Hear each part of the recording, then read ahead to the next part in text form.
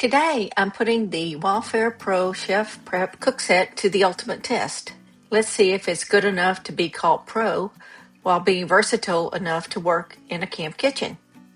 In this video, we're going to talk about the criteria for the new Cookset, the physical characteristics, we're going to cook with it, I'll show you some hacks for both cooking and storage, and finally, pros and cons of this Cookset. So let's jump into it. Here are my criteria categories. My criteria for a Cookset is that it has to have a stock pot, a saucepan, a skillet, and lids to go with each, and the bottoms have to be tri-ply for even heat distribution.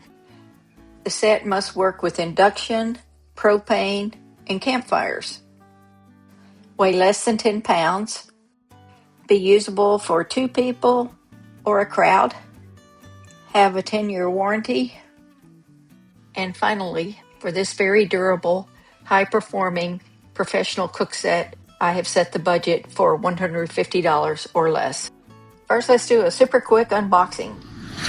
The set comes with a stock pot, a saucepan, a skillet, a spatula, a spoon, trivets, 2 cutting boards, and a bungee cord to hold the set together. Although I searched high and low, I could not find the weights and sizes of the individual parts, so I measured them. Here are the measurements and the weights for the stock pot. Here are the dimensions and the weights for the saucepan. Here are the dimensions and weights for the skillet.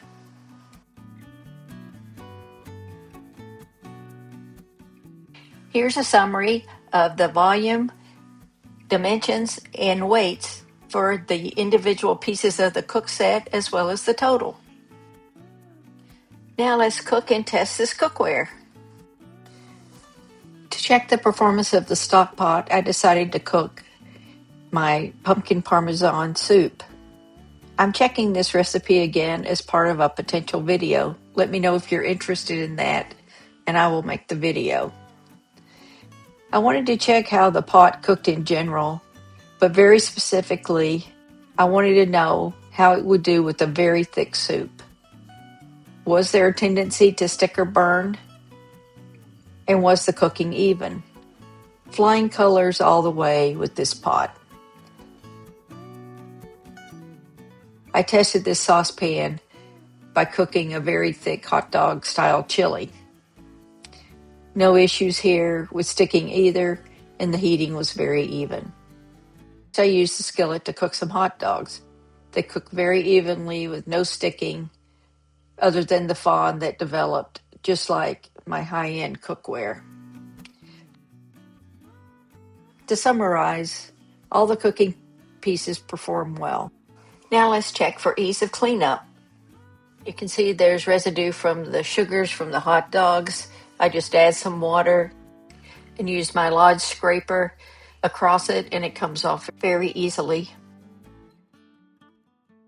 Just like my high-end stainless cookware and some of my crock pots, calcium and or starches will leave a white deposit on the cookware.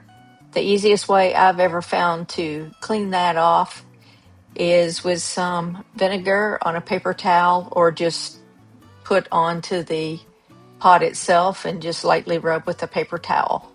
You can see from side to side that the vinegar took it off. Now I'll just go ahead and clean the rest of the skillet. Vinegar also works for the rainbow effect. Make sure to rinse very well with water afterwards. Now I want to show you some hacks and updates that I've done to my Cookset. Any product links that I have will be in the video description box, and none of this video is sponsored in any way. Here are the accessories that the kit came with. It came with 2 plastic cutting boards, 2 trivets, and these can be put together. And it came with a spatula and a spoon, and then a bungee cord to hold the set together. I wanted to add a wooden cutting board to this set. The plastic cutting board is good in a pinch, but I don't really like cutting on plastic. After lots of searching, I was able to find a wood composite cutting board made by Epicurean and sold by Firebox Stove. This is the same type of cutting board I use every day at my home-based kitchen and am extremely happy with it. Here's how I store the cookware lids while cooking. When you take the lid off of your pan or skillet, use the handle to store your lid. It's a super handy location. If you happen to be looking for a glass lid or a silicone lid for these pots, check out the glass and silicone lid from Instant Pot. I happen to have both a 4/6 quart Instant Pot and a 3 quart.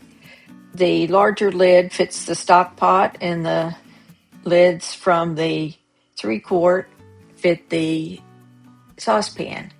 They're not perfect fits, but they will do what I need for them to do.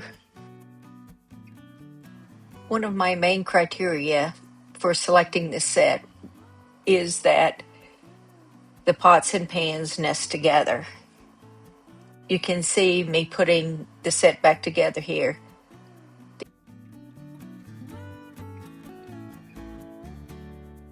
The other part of that criteria is that they nest with other pots and pans that I have, such as a cast iron skillet or my square Stanley skillet. And you can see that happening here. If you happen to be looking for a storage bag for this Cookset, a large 10-inch Dutch oven bag will fit both the Cookset and the 10-inch cast iron skillet. Here's my list of pros and cons. On the left-hand side, I have the criteria. So let's jump into the pros. One of the highlights is that this weighs much less than the 10-pound max. It weighs 7.6 pounds, and that includes some really good accessories in cutting boards, trivets, a spoon, and a spatula, both of which are metal. It also has a lifetime warranty, and even now I can get it for less than the $150 budget I set. In terms of nits, I would really like to see an accessory set that sold some of the composite wood cutting boards and some storage lids similar to what the Adventure fry pan had. This way I could use these in my cooler also and not worrying about spilling. Of course, I could also put aluminum foil on top. And one other final pro is that these are really easy to get out of tight spaces, either a cabinet that you're reaching into or a storage tub. So in summary, I really like this Stanley Cookset. I've been using it for about a month. It's definitely going into my camper this spring and will replace a whole bunch of stuff that's already in there. And I'm looking forward to using it for many years to come. We'll see you around the campfire very soon. Check out these other camp kitchen videos.